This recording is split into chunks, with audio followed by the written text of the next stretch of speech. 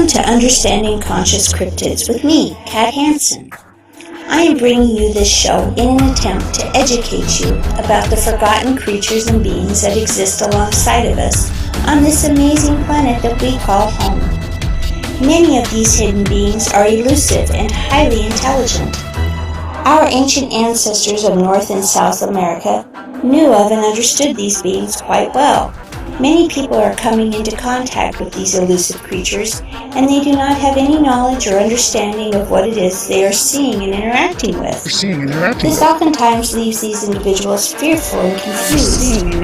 It's my intention to shed some light and share knowledge through this series. I'm going to help alleviate that fear and confusion. It is time for the light to shine through the darkness.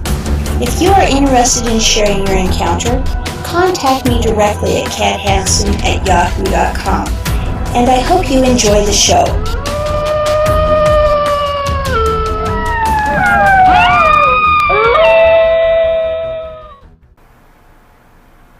Hi everyone, welcome to Understanding Conscious Cryptids with me, Kat. How are you guys today? Today's lesson is going to be brought to you by Daniel G. He had a special request and I thought I would go ahead and do it for him. So, he had a couple questions that were kind of relevant to what I've talked about before. So I thought I would go ahead and talk about it. His questions were, do the Sasquatch ever use astral projection? And how do they know how to avoid the cameras? Well, I guess I'm just going to start being real boring here and talk about something real mundane. Okay? I'm going to talk about crystals. Yes, I know. If you know anything about me, you know I've talked tons and tons about crystals. I only have like a bajillion zillion in my house. I dig them up, I find them, I'm gifted them. The Sasquatch people bring them to me. Other cryptids bring them to me. People bring them to me. And other beings bring them to me. So I kind of get them from everybody. Basically, I talk about them because they're fascinating to me. When I was about 5.5 years old, my dad gave me my very first ever crystal radio set. And that's what really started it for me. I was fascinated with crystals. I found out that you could get a crystal to emit electricity and that it had energy inside of it. And so it was like, oh my heck, I had to go find rocks of every single kind and sit there and talk to them. I was like, do you have energy? Do you make energy? Do you squeak? Do you talk?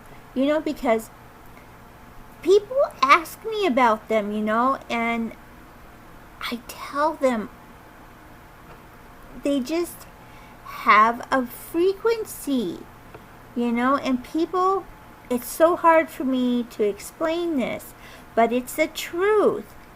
Each rock has a vibrational frequency, and it's been scientifically proven that this is true. They do vibrate and they do have a frequency. I know, isn't it so cool? People ask, you know, can I feel the vibration? You know, well, me, you know, like I said, I have felt the vibration in crystals. It feels like I've said as if I'm shaking or if it's vibrating inside of my hand. Then there are crystals, you know, like where I feel a physical difference, where it's like more sensory. It's, I don't know, it's kind of weird, but it's similar to like if you get chills, you know, like someone walking over your grave, you know, running up and down your spine, that sort of thing. I feel that. It's not a specific physical difference, you know, but you can sense something's happening inside this crystal.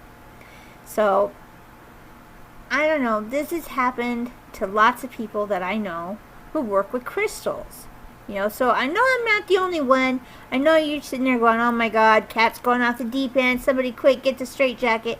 But you know what? If that's the case, then you're going to have to get lots of straitjackets because Lots of people work with crystals, okay? And I've been doing it for a long time. You know, I've never actually heard a crystal physically speak to me, but I have heard like a high-pitched ringing in my ears, you know, and like I said, that's usually more sensory. You know, that's where I get impressions, or like I get a thought that pops inside of my head, or it just seems different. Sometimes I'll see a picture real quick. If you ever meditate, it's kind of similar to that experience where you have ideas, you know, that seem different than your typical ones. You know, you're going, what in the world made me think of that? You know, that's not something I would usually do. You know, like you're sitting there and your whole house is white inside, and all of a sudden, after meditating, you're like, oh my God, I got to paint one room purple. You know, that's the type of thing that happens with crystals, okay? I don't know. I cannot explain it. It's just the frequency that they vibrate at. And sometimes, this is the weird part, I'll be sitting there and I'll catch myself humming to the point where I match my hum to the frequency of that crystal. I know, go ahead. I know, wackadoo, that's Cat. Well, whatever. Come to my world, enjoy my world, okay? This is me. Everybody else who walks into my world just either sits there and goes, oh my God, they run screaming like their hair's on fire and has to get away from me. Or else they're like, okay, embrace the weirdness. We're with Cat, and this is what happens, you know? So, that's just how it is, people. Okay, and the other question, this two-part question here that he had for me was, how do the Stayama avoid the cameras? Well, it has to do with crystals again, believe it or not. You see, everything runs on electricity. Albeit created by batteries or crystals, it still emits a high-frequency sound. Don't believe me? Take your camera, sit quietly, turn on the flash. You will hear a high-pitched frequency. All cameras will do this. Oh boy, there goes Genghis Khan walking. Can you hear his nails? He sounds like a tap dancer. Ignore him, okay? Anyway, all cameras are going to do this. Even game cameras that we cannot hear. But believe it or not, the Stayama can hear them.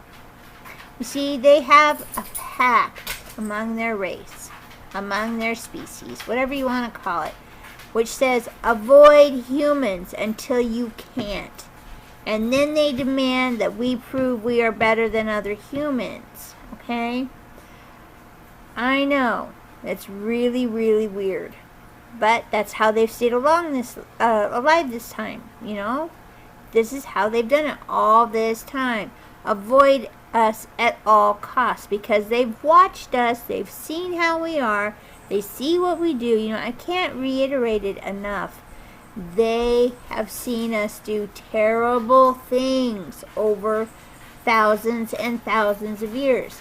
So they try so hard to stay away from us.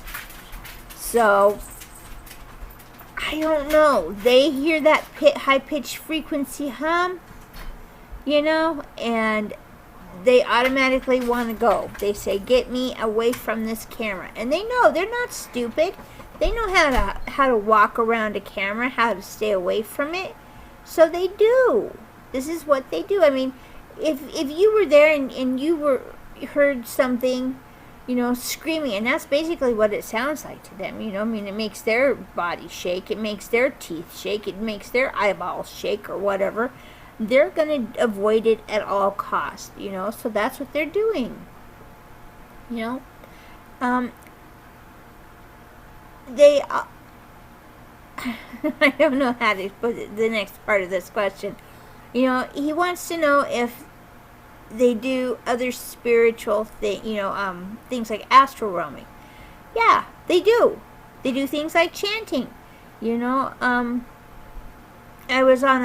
used to do a podcast with someone, and we had a guest on there who had taped the Stayama down in Texas chanting, you know, and people were just amazed.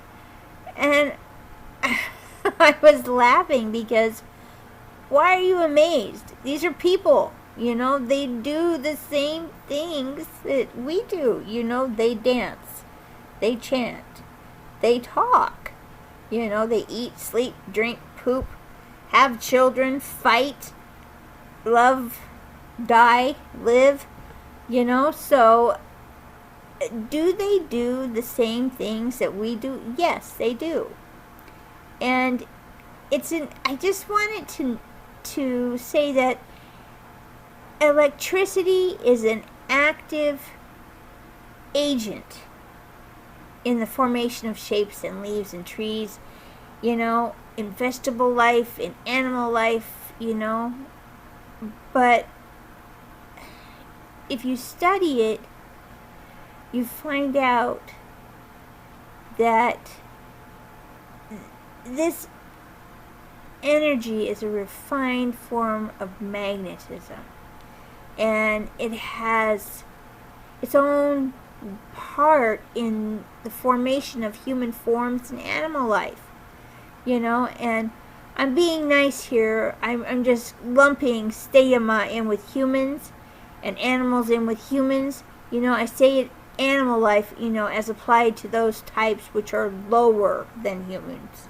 Okay, I'm not saying steyama are lower than us. I'm lumping them in with us, and then dogs, cats, cows, other animals, okay?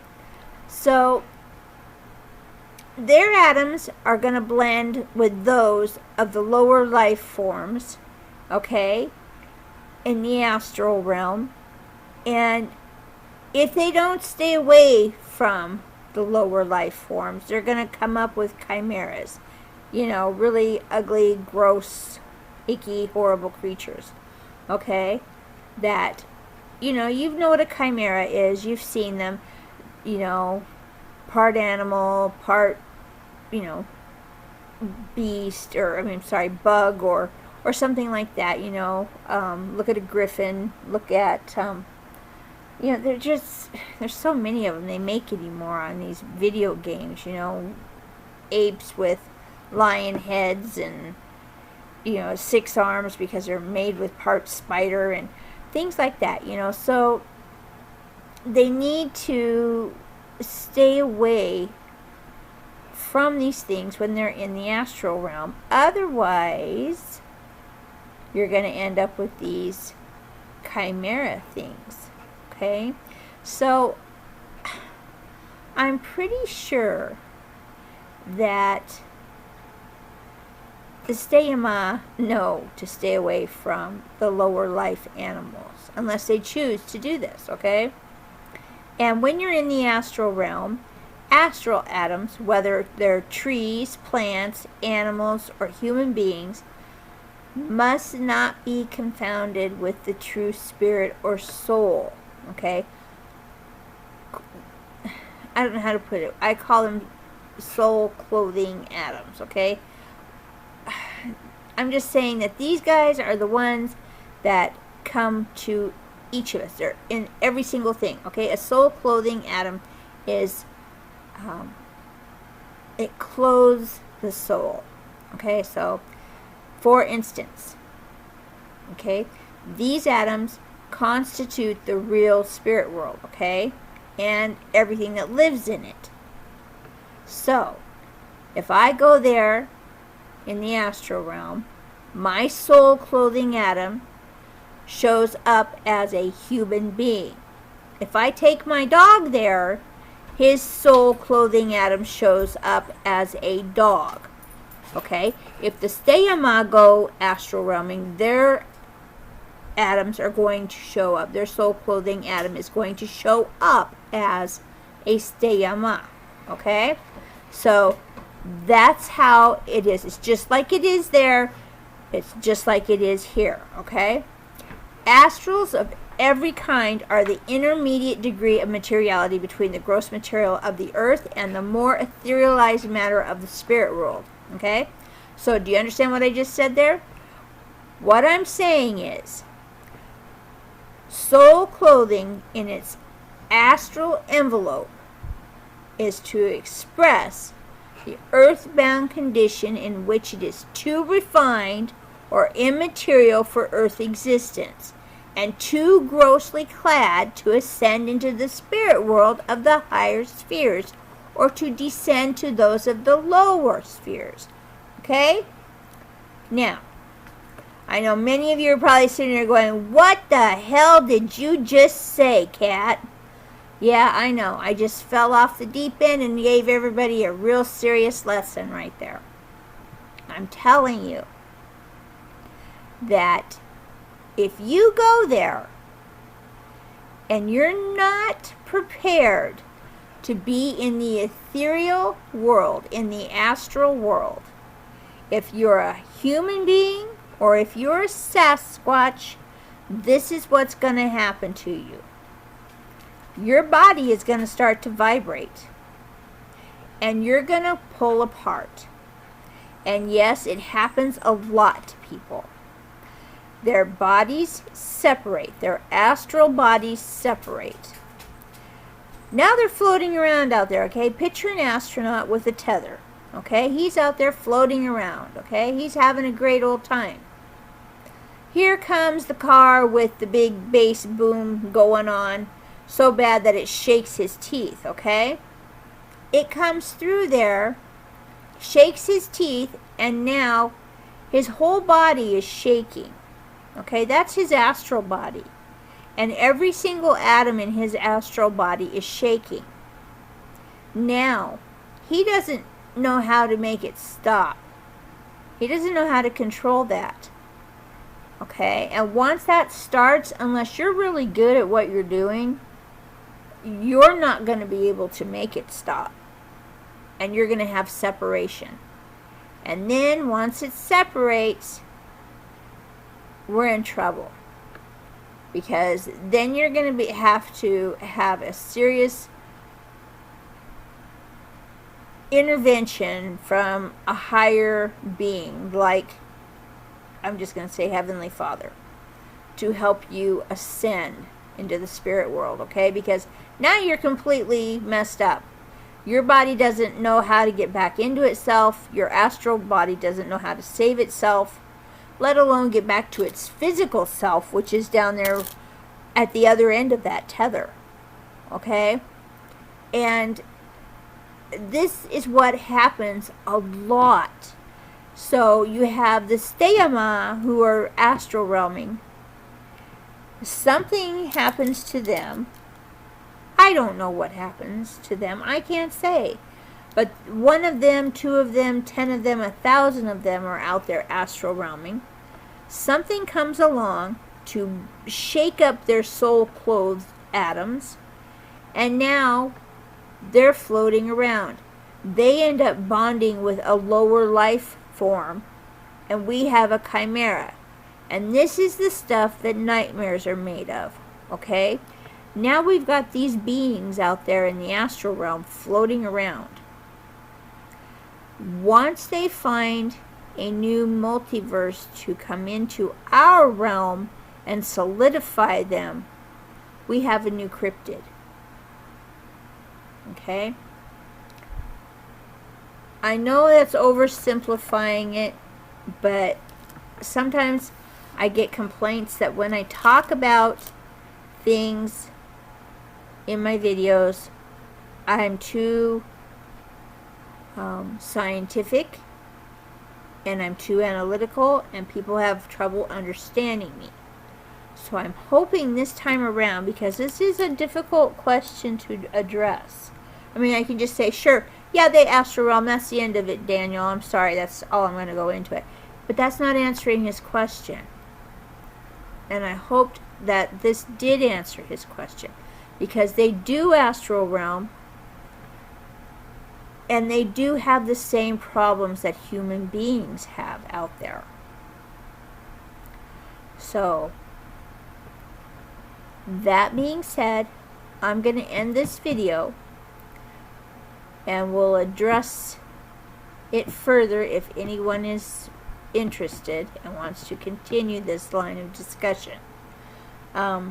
We can talk about their spirituality and what they believe in. Some of them believe in and what some don't. Anyway, I hope you enjoy the pictures that are here. These are all rocks that have been given by the Steyama and gifted, and I hope you all enjoy them. I love talking to all of you. Thank you so much to all my patrons over on my Patreon, and thank everybody here who subscribes. I really appreciate that. And I appreciate all the help that you guys are giving me. And I just am so grateful to all of you for helping me make my Sasquatch archival program work. You know, I wasn't sure it was going to work, but it's working. I want everyone out there to know that I'm extremely grateful to you for allowing me to explain about the cryptids, and thank you for showing an interest in them. I hope you all have a great day and a wonderful night, and I will talk to you again soon. Thank you.